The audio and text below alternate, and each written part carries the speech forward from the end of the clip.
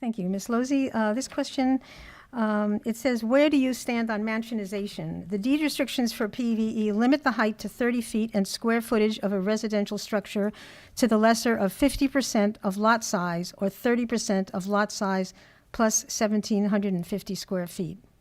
At what point does a home that meets these constraints become a mansion and subject to additional limitations through the neighborhood compatibility ordinance? Wow. So to me, mansionization, which is kind of a dopey word, I guess, but that to me is far and away, we talk a lot about the finances and all these things, but to me, that is the biggest issue that concerns our residents. Again, going back to that Davenport Institute a couple of years ago, when there were community forums and people wrote, what's your biggest concern? Far and away, there were four of those forums around the city. I went to all four. Number one, mansionization.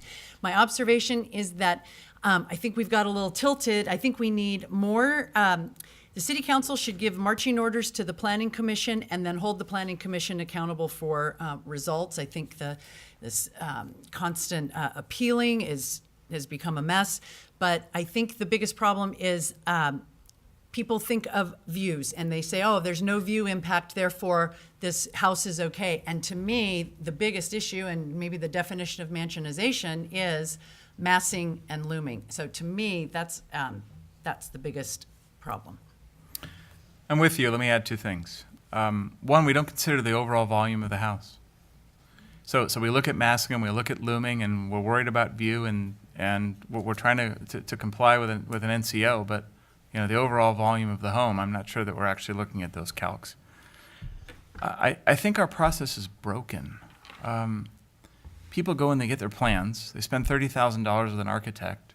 They've never met their neighbor before because they just bought the lot. They proceed along in the process, and all of a sudden the fight begins when the NCO meeting happens. I'd like to develop a standard process between the Homes Association Planning Commission that actually gets this under control, hands a nice, beautiful, slick, glossy document, no matter where someone goes inside the city, and says, this is how it's going to work. And this is how you get through the process. And I think that educational process would be extraordinarily helpful. Okay. Ms. King? The vast majority of our planning projects do go through on the first Planning Commission meeting. However, increasingly there have been some very large homes proposed in our city that have generated quite a bit of opposition because of the impacts they're having on their neighbors.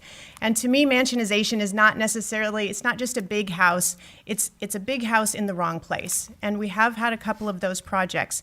I believe that the parameters that were mentioned in the context of the question, maybe we do need to look at those again, because the people who are proposing these houses are building within what our code allows. And yet, increasingly, we are not permitting residents to build out to those codes. So maybe we just need to set expectations a little clearer for all parties.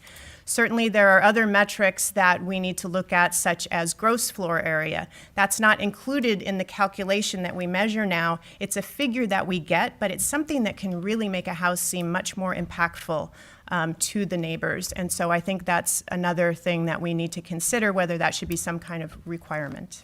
Mr. McGowan? Yeah, I think we need to keep in mind our neighborhood compatibility and look at the neighborhood in which we're talking about. There's not one shoe that fits all, in my opinion. We can go into the terrace area of Malaga Cove, and an oversized home there may not be viewed as oversized up on top of the hill.